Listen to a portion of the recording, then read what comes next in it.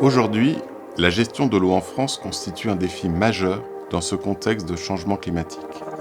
Et nous, localement, dans les Pyrénées-Orientales, il y a une difficulté, c'est l'absence d'eau qui se traduit donc avec une raréfaction des ressources et donc des problèmes forts pour l'alimentation en eau de nos administrés.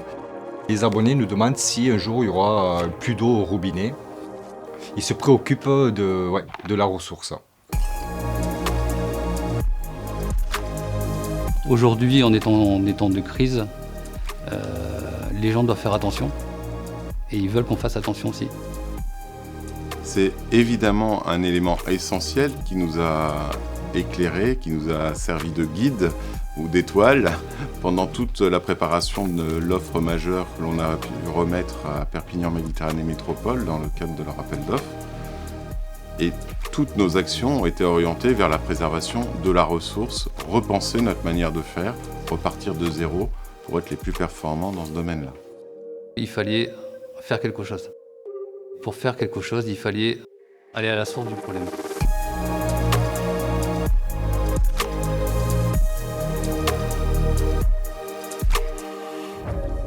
La source, c'est quoi? C'est des branchements fuyards, c'est des canalisations qui perdent de l'eau et qui ne se voient pas.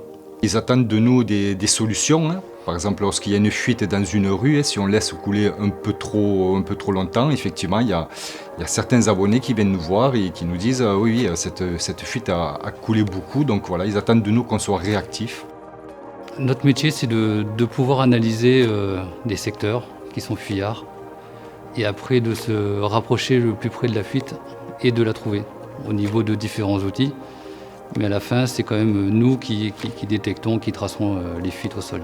La recherche de fuites est une priorité, car aujourd'hui, pour atteindre nos rendements de réseau de 89,2% à la fin du contrat, c'est qu'on est obligé de détecter au plus vite les fuites et ne pas laisser couler.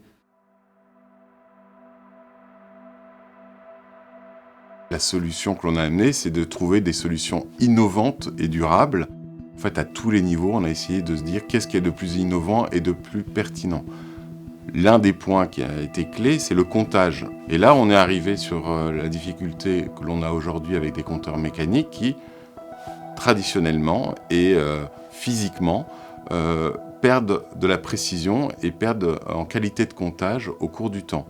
Et un deuxième point extrêmement important, être capable de mieux détecter les fuites avant compteur, les fuites en amont du compteur. Et ces deux éléments-là nous ont orientés tout naturellement vers les compteurs développés par Camstrup.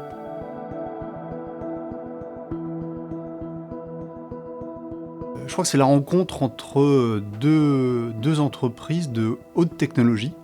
Camstrup pour ses compteurs à ultrasons qui ont une fonctionnalité unique qui est la détection de fuite avant compteur, et Veolia qui, de par son infrastructure, permet d'utiliser au mieux ces compteurs communicants au service de ses abonnés et des collectivités.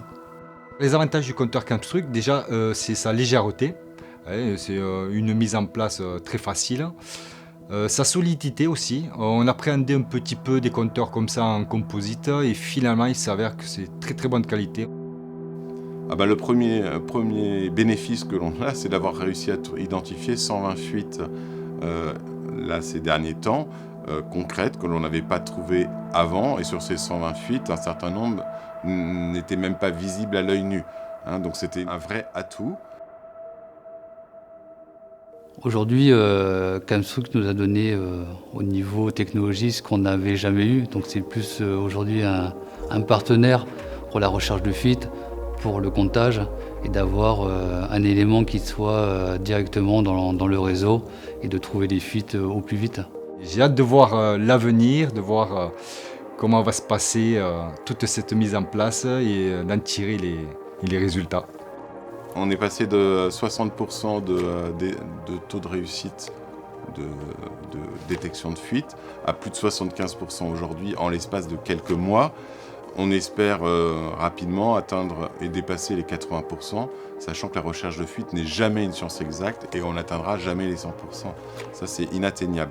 Mais déjà, dépasser les 80%, ça serait un très bel objectif. On est déjà à 75%.